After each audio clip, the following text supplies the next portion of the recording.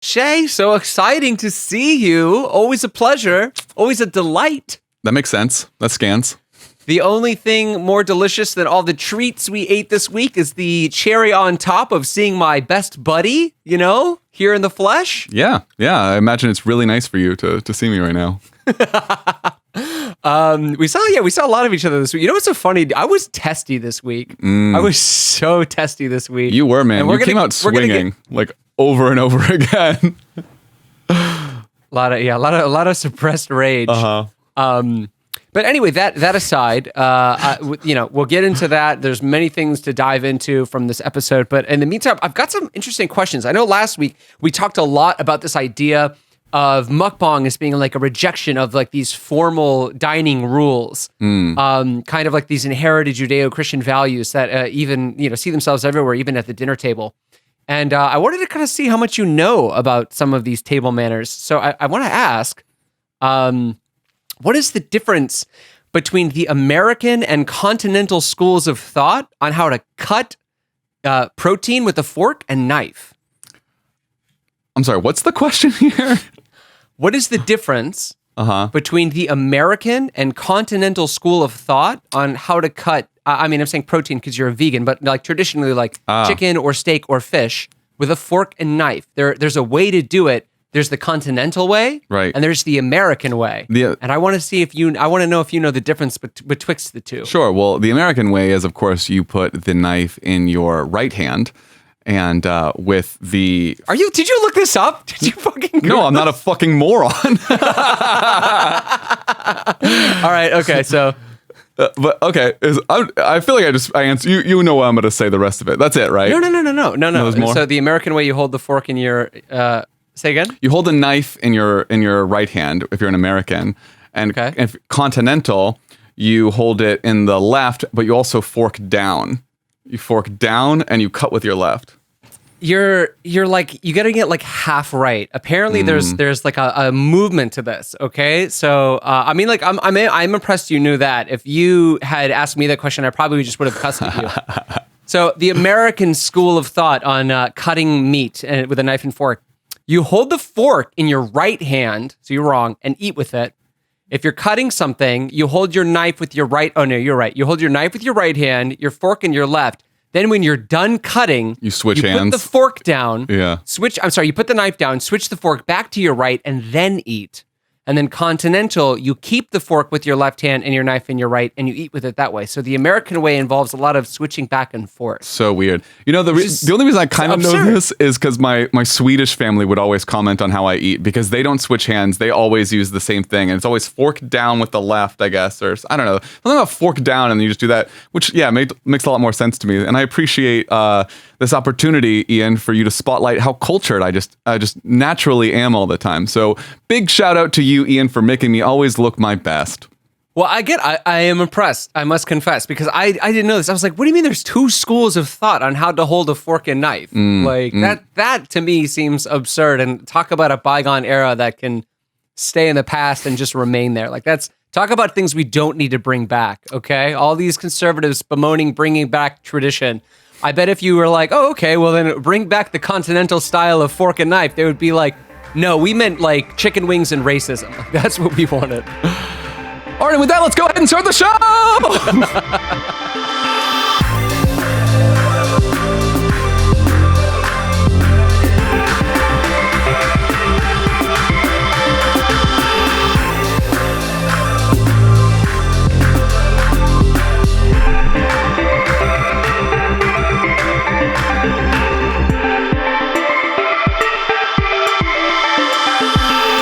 Hey Shaye, happy 2-week mukbang anniversary. How you doing? I'm doing good, Ian. I've been better as I normally feel towards the end of our immersions. At the end of our immersions, this is it. I'm actually very happy to put down my fork and knife oh God, that was so bad.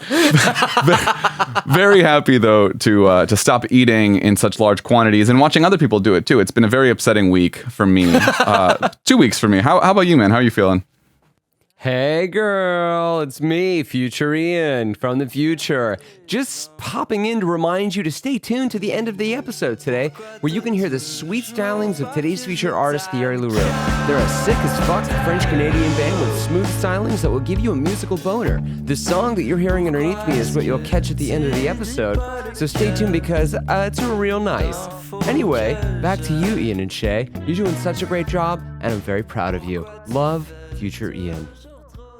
You know, it's so funny. Is like I did feel like while we were recording our mukbangs, like we did have a lot of interesting conversations, kind of like thinking about food, thinking about mukbang generally. Hopefully, some of those ideas stick with us. If they don't make it in, I do highly recommend going back and watching some of those mukbang videos. There were a lot of like I think very poignant moments, very interesting conversation. I thoroughly enjoyed it.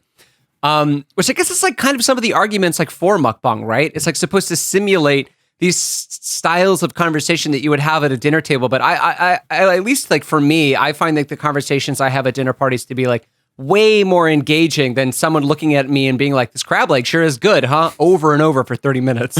Yeah, I don't think conversation, at least my interpretation of it so far, is conversation is not at the forefront of mukbang. It's the spectacle that you go there for. Because I don't know. I also don't see a lot of groups of people mukbanging together. It's normally like the individual. I think that's kind of like, there seems to be a lot of rationalization trying to justify mukbang's existence. So, okay, really quick. While I was at the party last night we didn't have a mukbang because I had a birthday party to go to, and I do thank you for letting me off the hook there. Somebody approached me who listens to the podcast. I don't know if they want their name mentioned, so I'll get permission first before I bring them up next time. And they said, hey, I was listening to the episode, and I gotta ask, is it pronounced mukbang or mukbang? So I feel like we should like kind of settle this now. Like, do you know something I don't? You say mukbang, I say mukbang. What's the deal?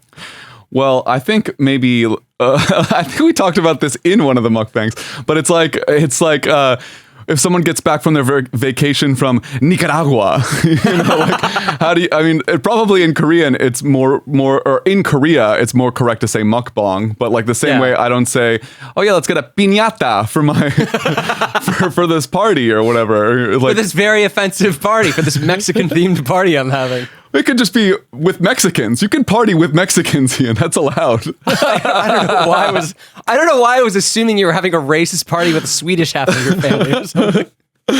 Yeah. We're having this racist Mexican party. Yeah. But yeah, so I think it just depends. I don't know. I mean, what do you think of that? Because I feel like that works. I didn't know. Like, actually, I was like, I feel like, and we talked about this too. Like when we were watching the mukbang. I couldn't watch like a whole one. I was like by the end, I was just like, all right, I'm gonna watch them double time because they're so boring and hard to get through. Like I'll double speed them. So I don't even know if I necessarily caught the pronunciation, but like based on the videos you've seen, they like over here in America we call it mukbang. That's what I've been seeing. Let's see what Google has to say. I'll call it mukbang. There you go, mukbang. Wow. Okay. So yeah, mukbang, bang your way into my heart. I've thought that so many fucking times. I know. I was so like, I you know what's so funny is just that I was trying so hard to fight saying that. I was like, please don't say it. the idiot part of me was like, no, let's do it. It's gonna be fun. I've also been thinking a lot, and this hopefully this makes it as the title of the show, but it won't. But more bang for your muck. I really like that a lot as well. It's gonna be like one of those. One of those like Oscar-winning movies where they say the title of the movie in it. Yeah. Like, is this as good as it gets? Hey, this is the name of the movie. Oh my God, they did it! What? That's where we are right now. I wish it was like did Bruce Willis? I feel like did he do that in any of the Die Hards? Like in Die Hard 2, he's like, one of us is gonna die hard tonight. I don't think that happened. No. Okay. Well, a boy can dream. All right. So I stand corrected. I will start calling it mukbang. I wasn't doing it to be pretentious. That's just like how I learned what mukbang was in Korea. It's bong, not bang. So, but let's just leave it to Americans to sexualize everything they get their dirty little hands on. All right. So anyway, moving past that, this past week we had some mukbangs. We ate a lot. It absolutely sucked. On 2 occasions, I nearly crapped my pants. All right, like I probably shouldn't go on record and say that, but like after consuming enormous quantities of food, like I don't know why I thought my body would compartmentalize it and be like, we'll just digest it bit by bit. No, you eat it all at once, you digest it all at once, it comes out all at once. People should know that. That's interesting. I did not have that experience. I don't know how much I want to talk about this, but the experience I had was a little, I mean, except for the cereal day, the day that we ate a whole fucking box of cereal, that was the most noticeable difference in terms of my production, which is like I think probably the grossest, like non-gross way you can say it. Production, I do like that. Yeah. You know, normally when I'm just hanging around with Steep, I'm just like, I'm gonna go make a deposit in this. I like the idea of you go to a party and someone goes, so what do you do? It's like, well, in my spare time, I'm a producer. Anytime I talk to another musician who's like, oh, I'm a producer too, I'll be like, I know, bro. Sweet. Cool. Oh my God. Yeah. So, yeah, mukbang, am I right? Huh? What? That's too good.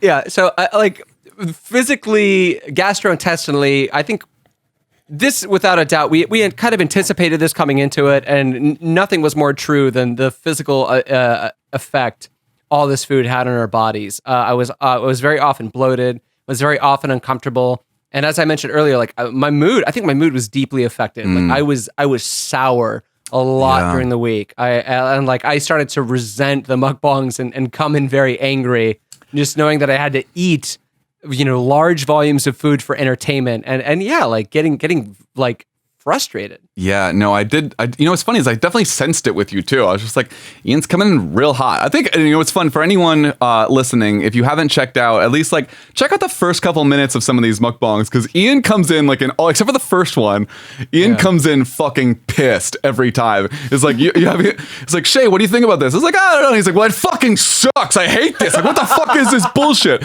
I feel weird like screaming all that profanity. I kind of want to beep some of that. I don't know. Anyway. Do it. Yeah, I think that's fair. Okay. Yeah. Absolutely. You know what? It still haunts me to this day, and like I know we got a ton of show to cover, so we'll move on in a second. We were talking about the guy who voiced Apu in The Simpsons, like apologizing. Yeah. And I meant to ask, like, do you think the apology was redundant or something along those lines? And I said, do you think that apology was necessary? Which like isn't at all what I meant. And in retrospect, I was like, oh God, I'm definitely going to come off racist. So that's your correction on the record, huh? It's like, I'm not racist, I swear.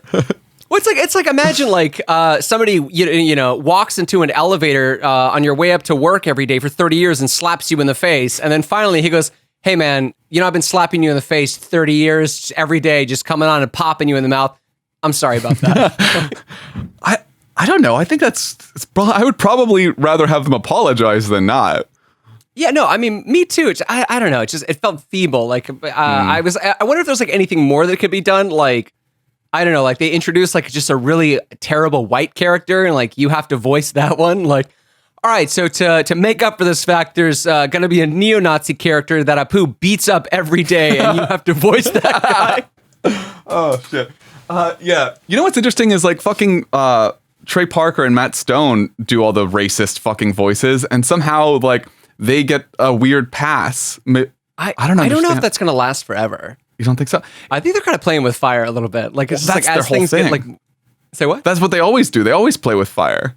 Yeah, I don't. You know what? I mean, like, who am I? Right? Like this fucking no one podcaster. Like, be ready, Trey Stone and Matt Parker. Justice is coming for you. Like, probably not. Like, I'll get canceled for even suggesting that South Park is going to get in trouble. Yeah, honestly, like that's its own kind of reactive reaction you have to look out for, I guess. Yeah. I'm interested. I'm really glad you touched on your mood, because my mood was also really affected pretty heavily through some of these. Like, if anyone watching that last mukbang that we did, that we ended short, I had a very bad time during that mukbang. I had an even worse time afterwards. I like literally like we had all these technical issues. I had bought fucking Taco Bell and like a lot. I spent $40 at Taco Bell. That's like, you have to try to spend $40 at Taco Bell. And then like after I ate it, I was just like, and we were done with the all the stuff. I was like, mukbang over, turned it off, looked at Ian, and I was like, Ian, I'm leaving. And then like basically hung up the call and then went and like belly flopped onto my girlfriend's mattress. And she's like, is everything okay? And I just did not respond for like 5 minutes. No, I do. I felt awful. Like literally, I was just like, I felt progressively worse as like the night continued. The next day I had like, that was in one of the pants crapping close calls where I was just like, like, move, everyone get out of the way. Like running to the bathroom, trying to pinch my cheeks together. I want to beep that. That's way too much information.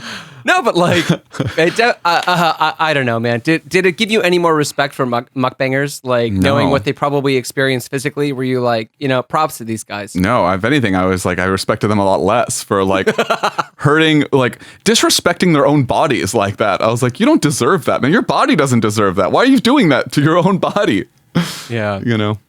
So I think, on that note, I think now is probably a good time to introduce the fact that like we don't have guests today. Shaye and I, we've got a lot of loose ends we kind of want to tie up. And to be completely honest, like there's basically two schools of thought with mukbang. The first is that like, mukbang brings you together. It's like collaborative. It's about building community. It's togetherness. And then the other school of thought, I was like, it's a bore and it needs to be banned. Get rid of it. It's harmful. It's toxic. And like at both kind of positions feel, I don't know, Shaye, would you agree with me that they feel very superficial? Like it's like a very quick knee jerk justification of a position and then like not a lot of elaboration. So I don't know, honestly, like, I don't know where the truth is between them. Cause I can kind of see both sides of it. But I don't know. I do think there are some pretty well thought out arguments, maybe in the sense that like they've come to their conclusion first and then found a lot of supporting evidence to back it up. But I don't know. Yeah, I'm not entirely sure.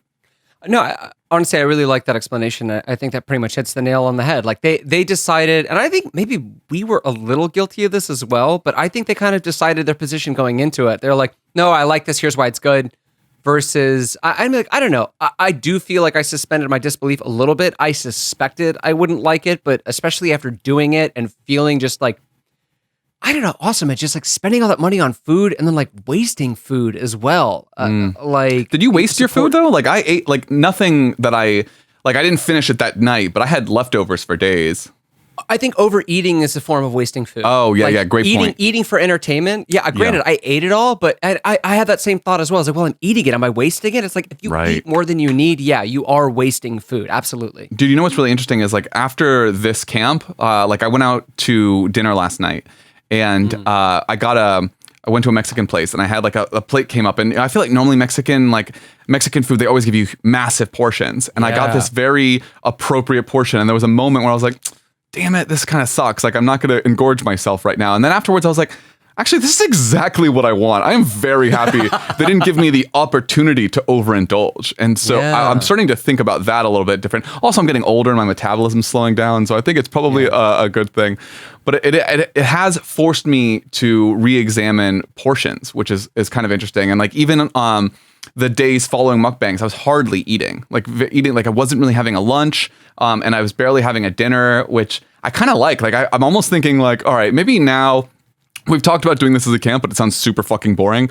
Intermittent fasting, or something like that. I think I just want to try that for like next week, maybe just for fun. I mean, that was my experience observing mukbang, observing Ramadan all those years ago with like my students.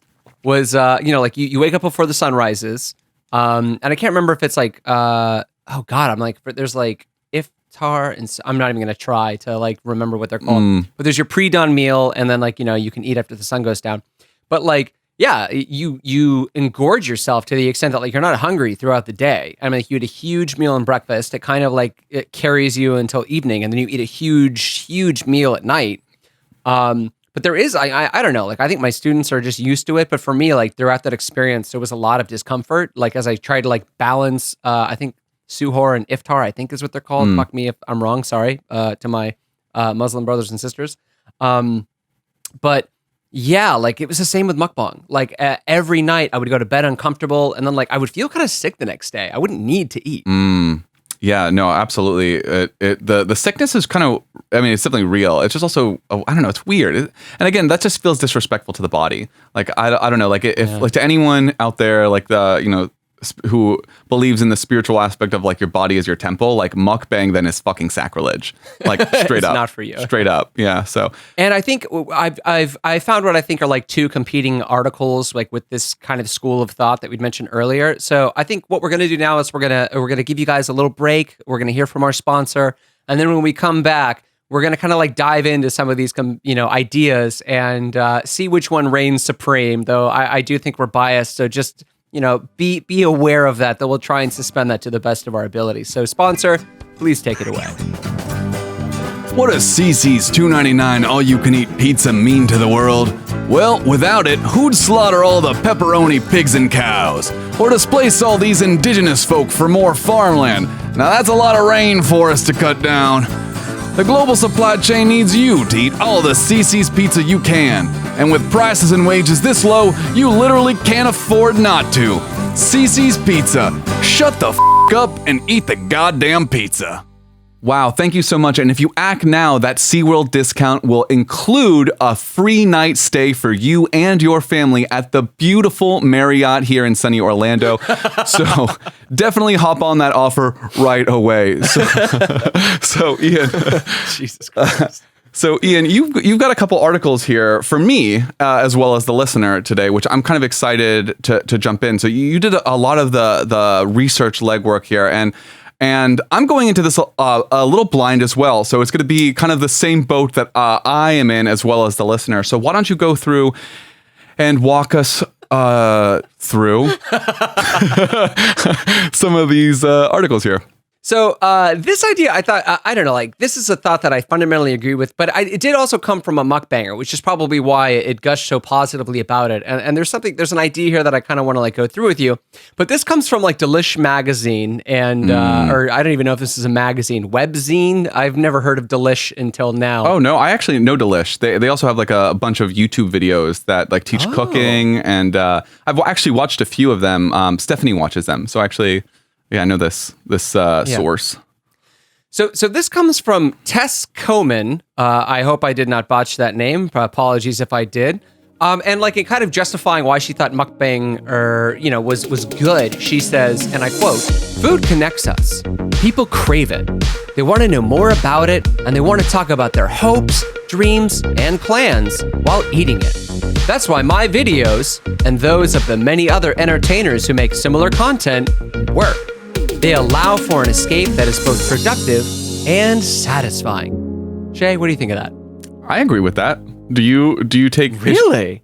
Yeah. Okay. Well, let me ask. I agree with everything they're saying. I guess unless I'd misunderstand like what the content is. Is this mukbang content? Like everything that she's talking about is exclusive to mukbang? She's talking about why people watch mukbang. She's like, why people watch mukbang, why mukbang connects us, why we should watch mukbang, why it's good. Like that's kind of the whole point of the article. It's like, this is why people like mukbang, because food connects us.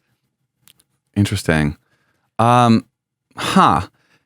I don't know. I mean, I think we talked about this a lot last episode. Like, I don't know if mukbang is actually really about, I mean, I can't say something about food. It's something about food and food culture, but it does seem like it's very much about the spectacle and about schadenfreude or sadism or watching someone like engorge themselves while like still like, you know what it's reminding me of? Have you seen Little Dicky? Of course. The show he does, I think it's just called Dicky, right? Or something. But anyway, he has this, the character like do a bird bomb. Do you remember that scene where No. He publicly like he's thinking that he's just this really funny guy, but basically it's all of his friends are like kind of assholes and they bully him like unwittingly, like he's being bullied by like humiliating himself publicly, and he's like, everyone likes me, I'm humiliating myself. And in one of the scenes he like goes up to a girl and like pisses, like a girl he thinks is like really cute, and like pisses his pants in front of her just to amuse all of his like asshole friends. I feel like And in that he thinks he's cool. And I think what we're seeing here is like maybe a parallel where like these people kind of effectively are humiliating themselves. I would agree. Yeah, for the sake of like content, for views, but it's weird because it actually, in the difference between this and Little Dicky is like, instead of him just being bullied and like kind of having fake friends. Like, I guess when you have fake friends in the quantities that some of these mukbangers do, that translates to real world gain, which is very different, but also like kind of sad, but maybe also good. I don't know. You know, you saying that just gave me this very, very dark thought about like, you know, these people that like think they have friends, but they don't. It's interesting with like, there's something in this about this idea of like, oh, like food connects us, you know, and like, I think you would agree that like for most households, the kitchen is usually like the heart of the home, right? Like it's where you like prepare meals for one another. It's like you help, you know, cook and cut things, and like you can have fun there. You drink and like laugh. I think like at least in my family, like the kitchen is like very much the center of the household, and I think that's true for like most households. But it's interesting that like some of the stuff that they're consuming seems to like negate that. And I think originally my thought was like, it's ironic considering that like they're consuming mostly like fast food that seems to like negate the connection. Like no one's preparing it. It's like an industrial meat. And then like you eat it alone, and it just completely subtracts like the act of love of like preparing a meal for someone. But I wonder if maybe this is like the even darker appeal of mukbang that I hadn't thought about, that's like is fulfilling viewers, is like I think the best part about preparing a meal for someone you love is watching them eat it and being like, I made this for you because I care about you. So I wonder if there are some people that watch mukbang like for them, where there's like no one in their life, and it's like watching somebody eat all this food, and it's just like this simulation of like providing for someone that you care about, especially with the mukbangers are like, oh my God, I love my followers. Like, that's a dark thought. And I wonder if there is some like element of that to some of these mukbang fans and like to the mukbangers themselves. Like, ugh. You know, I wonder, but I struggle to imagine that they are seeing. Let me clarify, I guess, first what you're saying. So are you saying you think people feel like they are giving a gift to the mukbangers? Like they're simulating that through watching them eat? Kind of, yeah. Because if you watch, I mean, like, you know, you have to watch a YouTuber's channel to like support them. You subscribe, like you tune in, like it's, in a way, you are like kind of feeding them in a way, you know, like you're providing them validation for what they're doing. So it's like, it's weird. It's like this weird simulacrum. It's like this total simulation of like this like very fundamental aspect of like being in a relationship, whether it be filial or romantic or platonic. You know, I have a hard time imagining that viewing the video feels as transactional in that context. Like in the sense that like I made like, you know, like with someone in person, like I made this for you, enjoy it, and like you get that feeling of like giving someone something. Because I don't imagine that, like at least when I watch YouTube videos, I'm not thinking, here, take my viewership. Like this me consuming your video is a gift to you. Like if anything, I think it's the total reverse. Like I'm taking from you, like I'm consuming your gift, if anything. But I guess, you know, and I think this is like the difference between like the like big production, like, you know, like movie studios versus like content creators. Like this is a difference between like that ecosystem. It is very give and take. It's like, I need your support. Like Miramax isn't cutting me a check. Like it's you. You're the people that like I need help from. So I feel like it is a little bit more give and take. It is more personal. Like, you know, you can pay them and they can like give you personalized messages. And I know that like celebrities are starting to do this, as we've been seeing on the internet, which is also its own creepy thing. It is pretty nuts. Like Gilbert Gottfried is like, hello, I'm Gilbert Gottfried. Hey. For $80, I'll write a personalized message talking about how much I want to kiss you. That's fantastic, Ian. Great job. Oh, wow. I didn't know you had that in you. But that is an interesting point, though, you're making as well. I don't know. You know, I hear what you're saying. I'm not sure if I would think that that's still... I don't know. Do you think, point blank, that is why people are tuning in to mukbang? You know, I think that, again, there's like the surface level understanding of why people are doing something. And then I think there's an unconscious level of like, I don't understand what is so appealing about this, but it is. Like something about this is drawing me in. And if you ask people to kind of put their finger on it, it's ineffable. Like they can't. They're like, I don't know. It's like trying to explain like ASMR. You're like, I can't explain it, but I'm having like a physical reaction to someone whispering.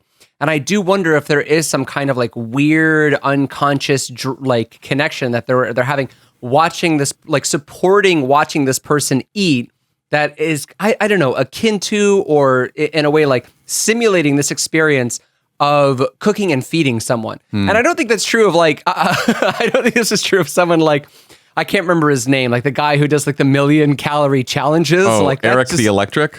That just seems like punishment.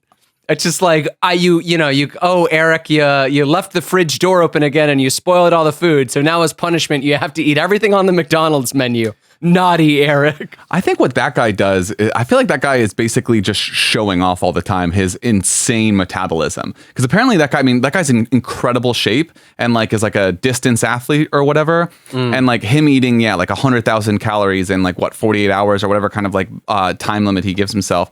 Like I really feel like he's just, it's basically like a pissing contest for him. Just being like, look how fucking incredible my body is. It's a finely tuned machine. I could run fucking trash through my blood and I'd still be fine. It's like, I don't know. It's that one kind of just annoys me. I just feel like that guy's showing off. I don't think he's eating all that food. Really? When he does the challenges, he fast forwards the video to the extent that like I think he could be ripping bites off and throwing them on the ground and you wouldn't necessarily tell. Like I don't think he's eating all that. I'm a little suspicious. Fascinating, actually. Yeah. I guess you could just do that. I'm wondering if he is. We could fucking do that. You want to do that? Just do some fucking like... Be like, we're getting 2 of everything on the McDonald's menu. We're calling you out, Eric the Electric. Honestly, that's such a fascinating point. I like, for some reason, never questioned like this guy's integrity. I just assume... Yeah, fuck this guy. Yeah, like, for all we know, like he could be... I'm just going to assume he's totally fucking lying because I have nothing to lose by holding that belief. Yeah, until you release, maybe that's on his Patreon, and he's like, if you want to see me eat everything regular time, just pay me $100 a month. Oh my God. Well, then it might be worth it. I don't know. Anyway, that's a fascinating point. I'm ready to move on to your next one, Ian. What else you got for me? All right, so I am as well. Let's leave this point in the dust. So, that was the one that, again, like, so this is like position 1, right? Position 1 is, mukbang is fun. Mukbang is about community. Mukbang, bring your friends, watch me eat a pie.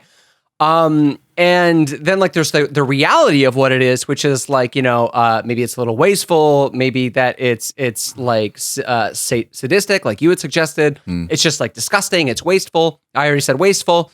And then there's like this like moralizing position. So I found this one article, which was actually, and the reason I included this is because it actually comes from like a college paper. I think it's from a student at University of Connecticut. But the reason I thought this was fascinating is because like they seem so divorced from the real world. Like they're living in this like entirely theoretical realm in the way that only college students can. So our author says, it is easy to judge. It is less easy to think about who we are judging and why we should not be doing so. There are certainly positive aspects of mukbangs, but eating large quantities of nutrient-poor foods for others to digest triggers many people we have a duty to protect. Creators are rewarded for these actions through a society we create. Views are currency online, and it is vital that we give them material that will not hurt others, both to the viewers and those on the other side of the screen. What do you think of this? So I think it probably is worth clarifying exactly who this person is talking about protecting. They're talking about people with eating disorders, right? I think so, yeah. I believe. I mean, who else would they be talking? Or like, maybe young kids, like impressionable young children. They're like, Mommy, take me to McDonald's. I want one of everything. So I guess just to like hash out even further, what kind of eating disorders would you need to be protected from this? Like maybe like, I don't know, binge eaters? Bulimia, maybe? Yeah, like binge eaters. So yeah, bulimics. Bulimics. Well, I mean, but even like would a bulimic watch that and be like, oh, okay, I can eat all this and then just like go throw up and be fine? Because like none of these channels are promoting this. Right. Yeah. So I can't imagine a bulimic person would be like satisfied watching someone else. I honestly have no idea. I know very little about bulimia. But I don't know. I guess and so the other category would just be like people who are like compulsive eaters, maybe, and like this is like, I don't know, like who are they protecting? Exactly. I don't think they necessarily just people with eating disorders, but like what type and what's that like, and I don't know, like would anybody with an eating disorder necessarily like seek out mukbang, like and what context would that be like triggering? I mean, it would be like, all right, and this is like an extreme position, and God, I hope I don't get myself in trouble, but it'd be like someone who like lost a family member to suicide and then went to the internet and was like, suicide videos. Like, why would they do that? Yeah. I guess like the difference here is maybe what the author is advocating for is like trigger warnings or like something like at the beginning of a mukbang video then, but which even then, like I feel like the thumbnail itself would be a trigger or a trigger warning. You know what I mean? Like you like clearly. Do we need to start putting like warning videos on YouTube the way we do on packages of cigarettes? Like warning, these people, eat a lot of cheeseburgers. Like just a heads up. What do you think about the author's article? The message? I think it is tantamount to saying like children everywhere keep cutting themselves on adult scissors. So now no one can use adult scissors and we all have to use safety scissors. Like I think that's like what they're saying without saying it is like, we either have to have content we can all watch or no content at all. Is kind of like, I don't think that they're realizing they're getting to this point, but that's kind of like what they're saying is like, society is built on content, and we, every time we put trash out there, we get trash back. So no more trash. I have two thoughts about this. This is like not thoughts about the article, but thoughts about you bringing up the article. Is that like a meta thought, or how do I? This is like a thought about your thought. I have a meta thought. All right, take us there, Kurt Vonnegut. I'm just thinking. Well, like one, I feel like this may be kind of like a straw man argument. Like I mean, this college student is making it. Are a lot of people making it? Because if not, then like, are we just like pulling up something to just like kind of tear down this thing, like to maybe self-aggrandize or like say something else? What? Go ahead. We watched a video about this where a person was like, I'm going to be examining overeating through the lens of Nika Avocado. Like, I mean, again, like through all of the articles, I think this one was maybe the most extreme, which is why I chose it. But I think through like all of the articles that I found, there was no like in between really. It was like, mukbang's great. Like, it's fantastic. It's so much fun. And like, this is a travesty. I can't believe that like we've come to this point as a society where this is entertainment. Shame on us. Shame. Well, I feel like that other documentary we saw was actually it was more talking about like horrible diets in general and using one person as like an extreme case study basically, and just talking about like bad food's bad for you, like that's, and it didn't seem like a criticism of mukbangs, but really it was a criticism of bad diets. Whereas like this article seems to be like critical of like the phenomenon of mukbang itself. Yeah, which I feel like is like a different kind of question. And the other thing I was going to mention about this was like, I feel like maybe this is I don't know if it's a slippery slope fallacy or if it's a fallacy. I would say yeah. Okay. Because like there's also this fallacy that I do all the time where it's like you're like, okay, well this is like this, and like you make it analogous to like the most extreme example. There's like a name for it in particular. I can't remember what it is. But I think it's just the I think it's just the extreme example fallacy. it's something called like ad infinitum. Who cares? We'll look it up later. But yeah, it's like I don't know. I can very easily imagine a parallel argument made by some conservative just being it's like they're trying to take away our mukbangs, like next thing you know they're going to try and take away pants because of people that don't have legs, or like some weird thing like that, so like it's funny because on one hand I'm like, okay, is anyone making this argument? On the other point I'm like, you're thinking of ad absurdum. Yes. You take one point, and it's just like, well, if they do this, and this is what's coming next. Exactly that. And so I feel like on one hand I don't want to defend her, but I also don't want to discredit because I don't want to sound conservative, which is like a personal trigger of mine. But then at the other point I'm like, well, is anyone really making this point, Well, it brings up an interesting conversation about like the idea of trigger warnings as well, and like what deserves a trigger warning. Like I think there are things that do warrant it, but I mean like it's an interesting question too. It's like who deserves protection and to like what extent? Like at what point are we like, all right, you are an adult with agency, you are free to choose. Like in situations where like you have to be somewhere, then yeah, I think it's warranted, especially if it's like a traumatic response or something like that. But if it's just like I don't know, like something like the internet, which is basically like an entertainment library, you know?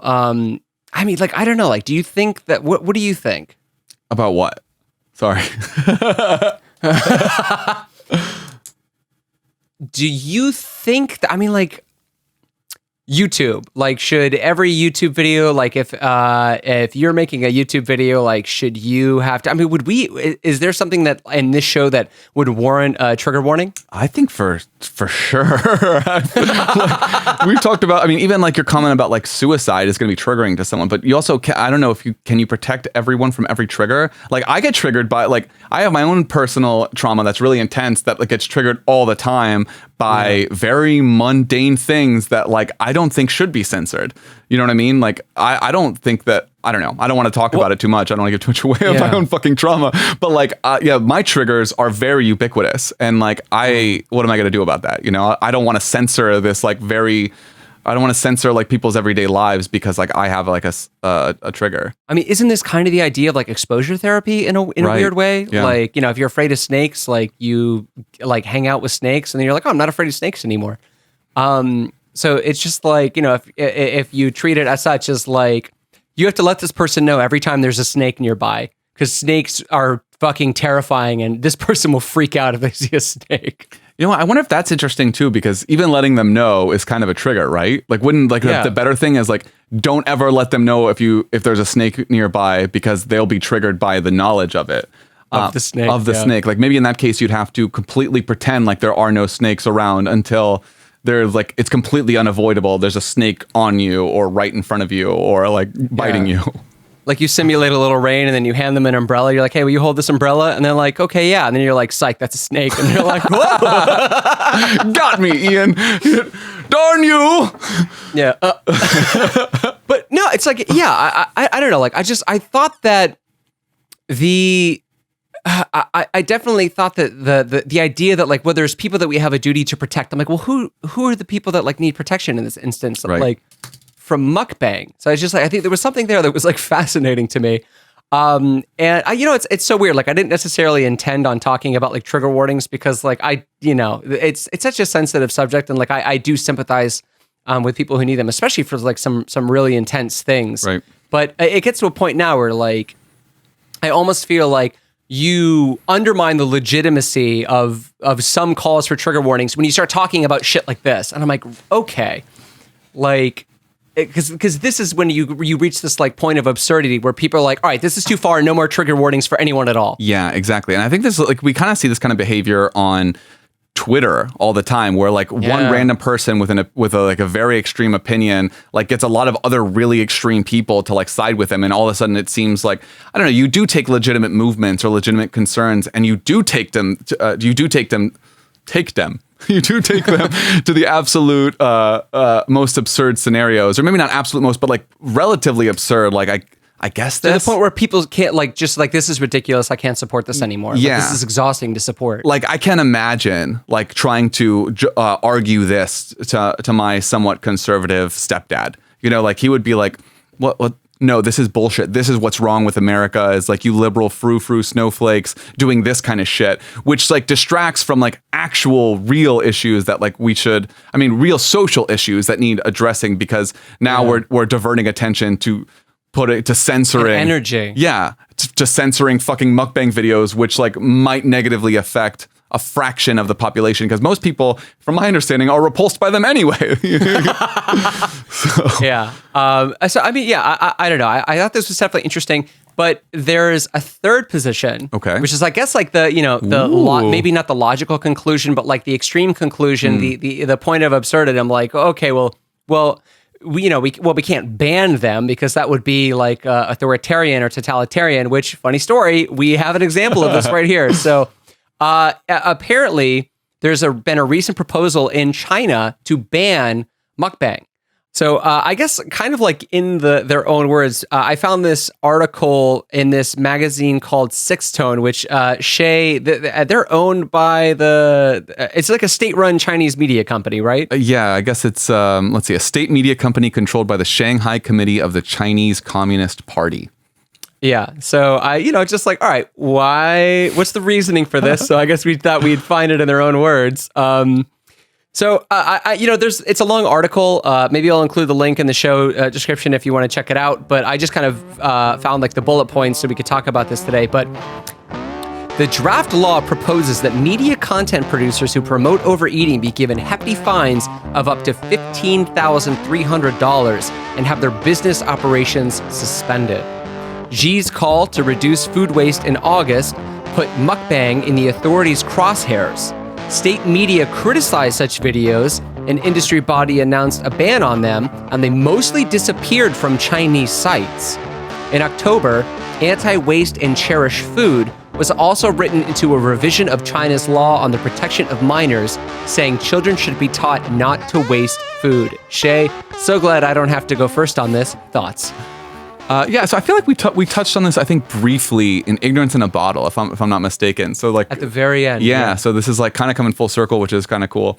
How do I feel about the Chinese government banning mukbang? You know what? I think what's funny is I think if I remember what you said correctly, you said that you were like, yeah, fuck mukbang, like the world doesn't need it. But as soon as there's a government saying you can't have it, you're like, whoa. Maybe we need to protect mukbang. I don't know if I am saying that. I think I'm going to have some offensive, surprising positions today on Camp Re-Education. Well, what's interesting is like, as a matter of like free speech, like I don't think we need to ban or censor it. I don't give a shit. Like if I think it should absolutely have the right to exist. I have no issues with it like existing in the world, but I also don't. I mean, that doesn't mean I need to like it. You know, I mean, it can be around. I don't have to do it or watch it, and I think that it's like super fine. I guess like I don't know if they're really having like issues with like food waste and food consumption. Like then I don't have like a huge issue with like promoting like cherishing our food more, like to use like their vocabulary. But yeah, I don't know. I don't really have like an issue. It's funny. I was like, I can see immediately my some cognitive dissonance. On one hand, I'm like, the government should be able to protect citizens from like unnecessary fads, but also like, should you censor free speech? And I'm like, I'm totally anti-censoring free speech. I do not want to censor free speech, but I also think that the government should have like ways to mitigate like actual social or like in this case, like logistical issues involving like potential starvation. Yeah. So, and you know what? It's so funny. It's like, I'm glad that was the last thing you said, because for me, I was like, whether or not you agree or disagree with this, I do think it raises a very interesting question. I feel like we need to be having about food and food waste. And like, I did find some statistics that I thought were like pretty alarming.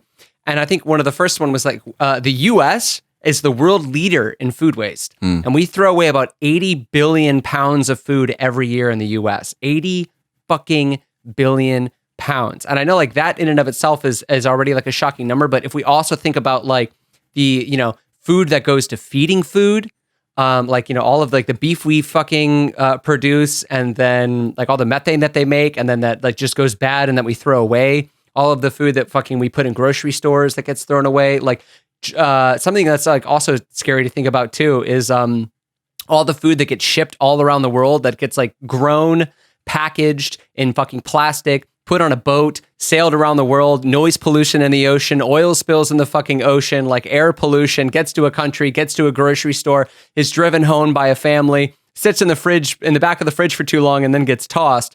So it's like there's like so much to think about when we think about like how frivolously and thoughtlessly we waste food. And I think that this brings up like an interesting conversation about food that like we maybe need to be having. So I don't know. What are your thoughts on that? Yeah, well, as a former dumpster diver, I feel like I have unique authority here to talk about. Yeah, I'm excited. I was so excited to talk to you about this. That's so funny. Yeah, well, I guess like, yeah, a lot of people like, so I'm reading the article now as you talk instead of listening to you, because it's so much easier. But so yeah, so I guess like what this article is also saying is that more than 80% of Americans discard perfectly good consumable food simply because they misunderstand expiration labels. Expiration date. Labels like sell by, use by, expires on, best before, or best by are confusing to people.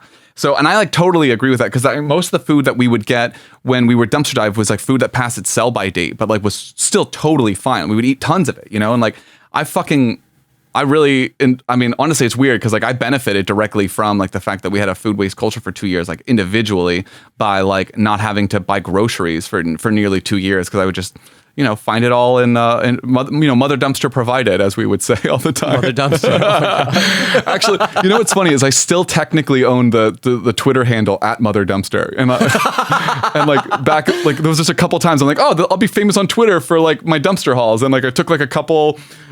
I think a couple photos, and I put this dumb fucking filters on it. You should check it out one day, Ian. I think you'd really. I think we should like maybe include that handle in the show description in the show notes. Yeah. I think people are dying to see what Mother Dumpster's been up to. I think it's pretty. I mean, last time I checked, it's still up, so it should be good. But yeah, like I mean, we directly benefit from that. So it's obviously like there is a lot of food waste, but I have not even an inkling of an idea of how you really fix it, other than maybe.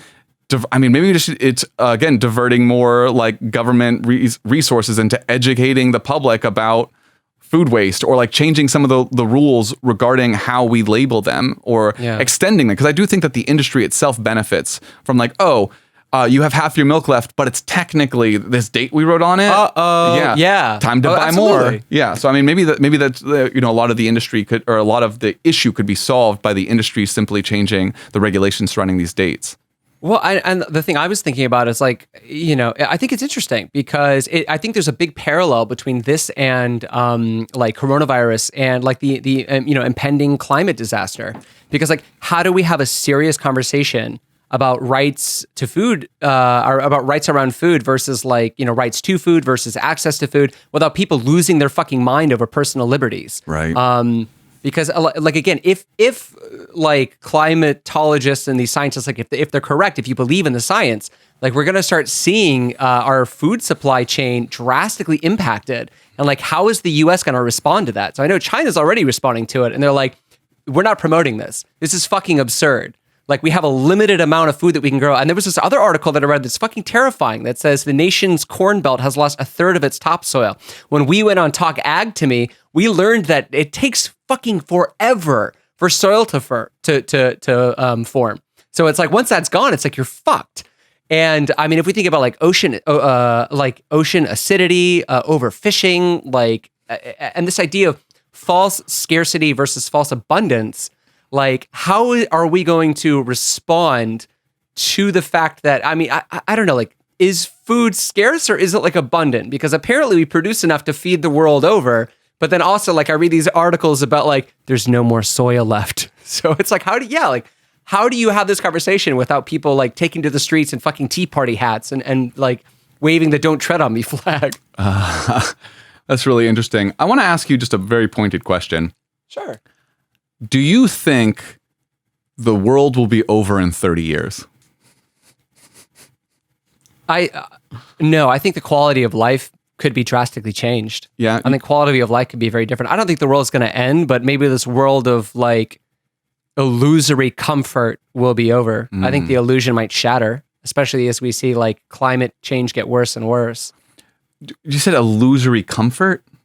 Yeah, like, so I bring up this idea of false scarcity versus, false abundance.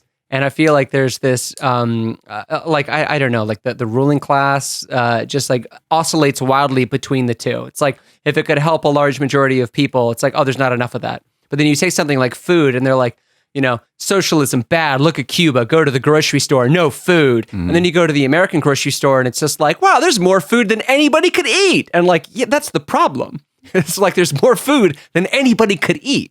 So there's like this illusion of abundance that is ultimately like harmful more than it's beneficial. And it just creates this like this sense of comfort that's like deeply psychological, but actually is like covering up something a lot darker and scarier that no one wants to think about. I'm confused because you call it an illusion of abundance. Isn't that an overabundance? Like, what about that is an illusion? Is that we're consuming more than we should be. Is like, it's just like, it's like you that is have abundance, like, right? You have a finite pile, but like you're taking more from the pile than you need to make it appear that the pile is like never ending, I guess. So you think it's like a food Ponzi scheme? I don't think it's like a food Ponzi scheme. I mean, I don't think it's going to like run out in the next year, but I'm saying is like at the scale that we produce food and throw it away. I mean, like, again, like if we're eroding topsoil and overfishing and like over farming to the extent that we're exacerbating climate change, then then it is finite. Like there is a finite amount of food that can be grown to a reasonable amount before we start running into some very serious problems. I mean, like to the extent that like apparently even climate change is making our fruit less nutritious. Really? I haven't heard that. That's fascinating. Yeah. So do you think mukbang is the biggest contributor to food waste? Not at all, but I did think, I just thought that the China's decision to ban mukbang is an interesting conversation to have about like, when do we start having this conversation about false abundance? About like, hey, maybe the grocery stores shouldn't fucking look like this. Like maybe we should, I don't know, like maybe we need to have a conversation about like, all right, how much food is too much food? Like what is the average amount of food that we should be eating? But as soon as you start to have those conversations, people start to freak out and they're like, my liberties! So, I think mukbang is like a part of that, right? Where it's just like, mukbang is food-free speech, but at what cost? That's interesting. Yeah. Well, I mean, it's fascinating. I don't have much to say about it. I think I'm done too. So, shall we mosey? Shall we get on out of here and go to How Brain How Feel? Yeah, let's make some money first. Sponsor, take it away.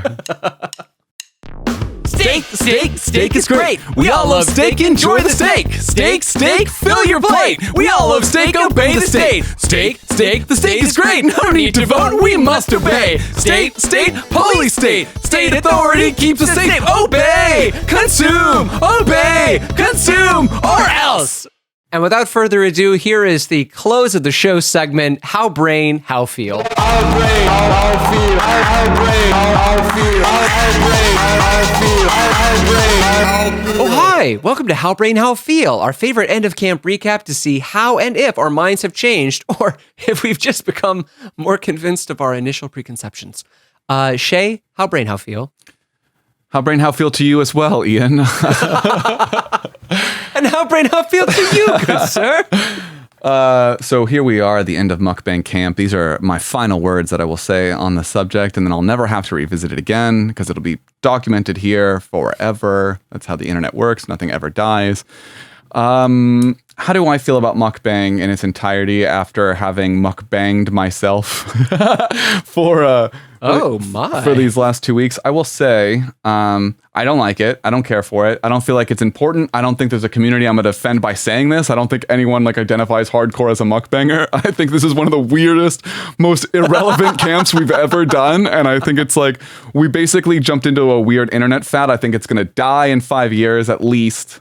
Wow. Or I would be surprised if it lasted that long. Yeah, exactly. Like I think we're watching a dying monolith creature here. What I could have said that more poetically or better, but regardless, I think it's over. And frankly, like I'm very happy to not be thinking about it. This is probably one of the few camps where I'm just like, nah, man, I'm out. I don't care anymore.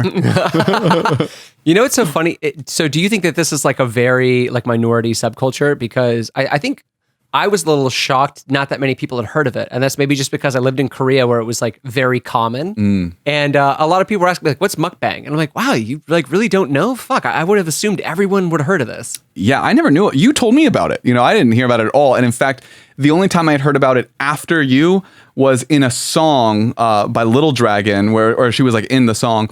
And then one of the guys, just a line in the middle of a verse says, "You're my favorite thing to watch like a mukbang." And I was like, oh, I get it. And but if I didn't get it, I would have no idea what he was talking about. And I don't think I've been exposed to it since then. So I think you're right. I think it is just very, very niche, despite the fact that like some of the very popular people have millions of viewers, which is crazy.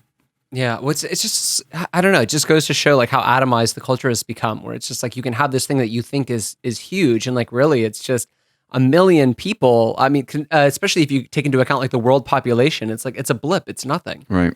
So I guess like I don't know. My question for you is like, has it been demystified or like honestly only further mystified over the past 2 weeks? I truly do not understand why people watch it. I'll be honest. Like I still don't get why someone would go to it. And I think, and again, like I think people might come up with like a justification for why they enjoy it and then fill out afterwards without, or like, come up with reasons that explain it without necessarily them being accurate or without them necessarily fully understanding why it putting the cart before the horse, right? Yeah, exactly. So I think it's demystified in the sense that I feel like I understand it all. I understand the medium and the content a lot better, but I'm still mystified about the audience. You know what? Same here, exactly. And it's, when you say that you don't get it, I don't know if you had the same experience, but I absolutely felt very judgmental of this whole thing. I was like, who would fucking watch this? Right. And I wonder if I was being cruel or unfair. Because again, like the justification a lot of people use is like, no, this is for lonely people. And I'm just like, dude, if this is what you're watching, I get why you're alone. Like, it's no secret. Like, hey, want to come over and watch Mukbang? I don't. And actually, I'd like you to lose my fucking phone number. And I know that's me being harsh, but like, I don't know. Here's kind of how I feel. And I think we talked about this during one of our Mukbangs. And that's that, like, in an era of just like constant information, like, 24-hour news, content up to your fucking eyeballs, I feel like choosing what to consume almost feels like a moral imperative, especially, like I said, like in the background of like scientists saying we've got 7 to 8 years to combat climate change, of like fucking Democrats being like fascism's on the rise, we got to fight fascism. Like, this is what you're listening to, and your first thought is like, I better watch a guy eat a 10-pound bag of Doritos. Like, I feel like choosing what to consume almost feels like a moral imperative. Like, do you agree with that idea or no? Do you think that's too extreme? I think it's a little extreme in the sense that I think that while like I stay, like especially recently, I've been like picking up on the news again and like really trying to like get back into becoming an informed citizen. Doesn't mean I still watched 2 fucking weeks of Mukbang. Like, you know what I mean? Like, I don't. But I mean, we did it for a reason. Like, we're like trying to figure out like, why does this exist? Like, who's this for? What does it communicate? So you think if I watched it more let me give another example. I still watch like SNL skits like from like 15 years ago that like are effectively fart and poop jokes. You know what I mean? Like, that's like, what's that really adding to anything? Like, nothing. Like, it's like, haha, I like SNL. Andy Samberg, funny. Like, what? I mean, I would disagree with you. Like, at least, I mean, and like SNL at its worst is pretty bad, but like, at least it's like satirizing the culture. Like, at least it's like holding a lens up to society and being like, isn't this a little absurd? So that when you walk away from that, like, you do have at least a more critical perspective. I mean, like, that's what humor does. Like, that's why I think watching like comedy is important, because it does hold a lens up to our expectations and like usurps them. And it's like, haha, like this is what you were expecting because you've been conditioned to expect this, and we undermine that expectation. Ta-da! And you're like, oh. All right, let me give you another example then that you might hate. Okay. I still look at porn. I still spend like a couple, I don't know, I mean, maybe 1 full hour, maybe an hour and a half a week. Maybe it's not that much. It's not that much. I don't know. I don't know. I honestly. Hey, you know what? I assume you are pleasuring yourself to that porn. It is effectively a form of exercise. All right. As a former international patient liaison at a urological surgical center, I'd actually say that men, we have an obligation to watch this porn and to masturbate to it to keep your penis strong. Okay, fight. But I'm serious. It's like you got to keep erectile dysfunction at bay. By the way, men, don't smoke. That will give you erectile dysfunction. Nice. Okay, so your argument is that at least porn has like positive health benefits. But what about like yes? What about Okay, well, I don't want to get into a conversation about the psychology. Well, we could talk. That's porn sleepover. We'll talk about the psychological side effects of porn, which are like still up for debate apparently. Right. But no, I mean like there are vascular health reasons to like watch porn and masturbate. Like it's important to the older you get as a male, it is important to have erections. I can't believe that this is what Mukbang Camp has come down to: the importance of boners. Or what it's come up to, because erections, they go up, right? Okay, cool. So you see it as inherently just totally vacuous. There's just no. There's no see a benefit to it. Okay, is this different than like watching someone play video games on Twitch? I would say that maybe these are like of kind of like the same caliber, like mukbang, watching somebody play a video game, like. But I mean, yeah. I think, yeah, I haven't thought about it, which is why I'm kind of like stammering and stumbling. I don't know much about Twitch streams, but I guess just like from my base understanding of what Twitch streaming is, where it's like, yeah, watch me play this video game. I would say it's of the same caliber. But I have heard like a lot of Twitch streamers are also like political. Like they'll play video games and talk about like upcoming votes on the Senate floors. I mean, I guess it depends on what Twitch stream you're watching. Right. I guess my fundamental question here, like what I'm kind of like getting at is like, do you not think that like there can be a what's the word? Like a healthy, moderate consumption of mukbang that's used as escapism, like the same way like reality TV or whatever, like people use it as a form of escapism. Like, do you think that like, do you not imagine that you can have it in moderation and it be basically harmless or innocuous, and meanwhile still being an engaged, informed person in like in ways that matter more? I mean, and I don't think that I'm suggesting that, you can't watch it in moderation, but I'm just saying like, I don't think there's anything to be like gleaned from it necessarily. Like it does feel like, I don't know, like pure entertainment in a way that. What's wrong with like, that? Maybe maybe there is nothing wrong with that. Yeah. Who knows? Like I don't understand it. I think it's pretty ridiculous, but I don't think I don't think that there's anybody. I don't think there is someone who's watching like hours and hours of mukbang. I mean, who knows? Maybe there are people that put on mukbang like every single night when they eat a meal alone and like consume alongside their favorite mukbangers. Like maybe that is something that's happening. But I mean, of course, I don't think that like putting on a mukbang video a week is going to drop an IQ point each time. Like, like you're going to walk away and you'd be like, did I just forget how to tie my shoes? Like, I'm not suggesting that. Okay. So do you think it's a moral imperative to be like, cause I guess the way I interpret your question too is like, if like this is what you're choosing to watch, it's like, well, you're choosing to watch it some of the time. Like, is there a moral issue there? If you're choosing to watch it some of the time, well, I mean, I don't know. It's just like, and again, like this is what I'm talking about in this era of algorithm dominated attention.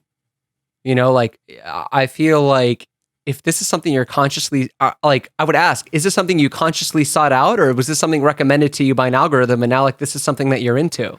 And I feel like in this era of like, again, just like infinite content. Like, and you said it yourself, like it's really hard to kind of like be an informed citizen. So it's like, these videos have millions of views. Like who's fucking watching it? Right. They've got subscribers. Like there are millions of subscribers to these channels. And I think that says something. Yeah. So that's kind of my thought. And you know what? There's a lot of like moralizing in the articles that we read. And it's funny because like I think that's like a very American approach, and I think that's like this weird kind of anxiety that stems from this like inability to stop more important things.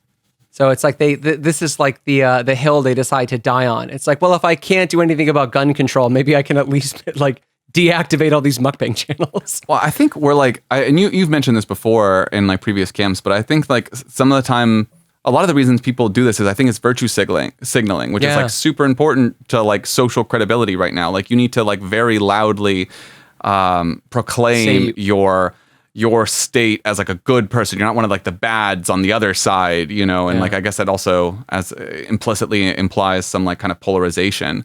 And it's your way of like, I don't know, it's weird because it's virtue signaling, and virtue signaling seems to be in a way now in-group signaling. It's a way of saying like, I'm with you, I'm on your side. Like it's you and me versus, again, the baddies, And the weird aspect of now everybody having a mouthpiece, us included, is like, it's not just wanting to belong to a group, it's also wanting to be the leader of the group. It's like, not only do I have the goodest opinions, but I have the smartest opinions. Like, my moral position on why this is bad is actually very advanced, and you should make me the leader of your cult. That's fascinating, at least especially on the Twitter sphere. Like I feel like such a toxic place. Honestly, I'm so glad you handle our Twitter, because every time I go there I get like so upset. I've been very, very weak on that front. I don't know, like I just found out in Spain that they were like holding charity bullfights for the bullfighters, and I'm like, why don't you just give the bullfighters money? Like you gotta like no, they can't earn it for free. They have to stab this animal to death with swords, all right? Like otherwise it's a handout. That's fucking hilarious. I love that. We're back to like the animal sacrifice economy. So it's just like, oh, the time is a flat circle. Yeah, well, I don't think Spain ever left that, at least when it comes to bullfights. But yeah, man, that's all I had. That's honestly all the feels that my brain howled. So I don't know if how's your brain? Is it flushed? Yeah, I don't think I'll ever watch another mukbang in my life. If I don't see another mukbang again, it will be too soon. But yeah, I don't know. It's a world that I'm glad that we dipped our toes into. It's a weird. I mean, do you sympathize with it at all, or like, do you hate it? Like, before we go, like, how do you feel about it? I don't hate it. I don't care about it. I'm not going to think about it. Like I nothing it. Like it exists. Like honestly, like I wish I had done a little bit more diving into ASMR as well. Maybe that's its own camp. We can just do that. Honestly, that seems like something we should touch on at some point, because there's so many aspects of ASMR in some of these mukbangs, and those are the ones that I definitely did not look into because of the. I don't know if the response I was getting was meridian, but it was very strong and unpleasant. So. Yeah. So, what's the opposite of meridian? Equatorial? Honestly, I have no idea what they mean by meridian. Isn't that like referring to like prime meridian? Yeah, it's a thing that like stands. That's what. I don't think that's what they're referring to. I thought it was. No, not. I was making a joke. Oh, okay. Meridian, equatorial. Yes. I see what you're saying now. Yeah. Let's go with equatorial then. I'm getting an and. Fuck it. I was going to try and break it down letter by letter. Anyway, that's all I have to say. Ian, anything else for you?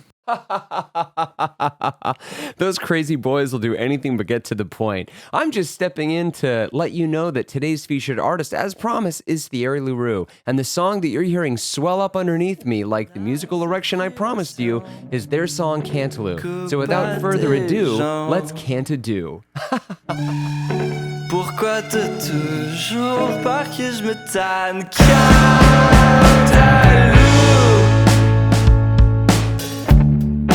Pourquoi est-ce que tu dis pas le cœur d'infos que j'ai?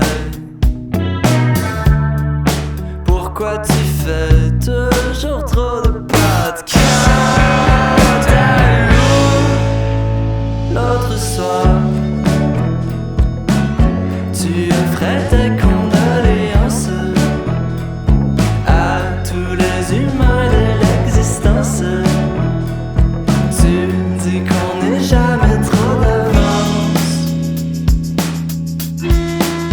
Cantalou. Je sais pas pourquoi les gens ils font ce qu'ils font. Toi tu sais pourquoi les choses sont comme elles sont. Mais non, moi non plus, je pleure jamais voyant mon temps. Pourquoi tu me demandes ça? Cantalou.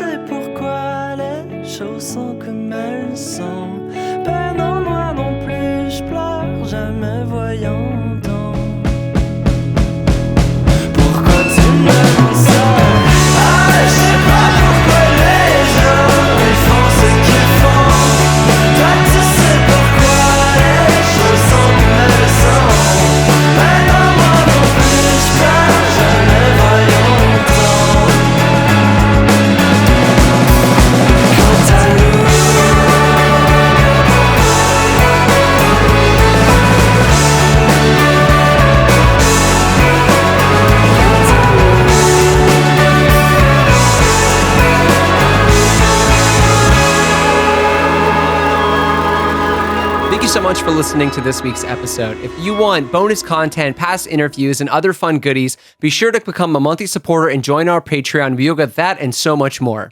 Here at camp, we love talking over great music. If you want to hear more amazing music like the song you're hearing now, then follow our playlist on Spotify.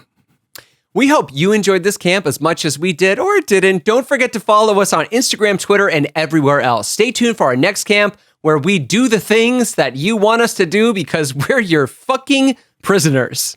Next time on Camp Re-Education. No, my God!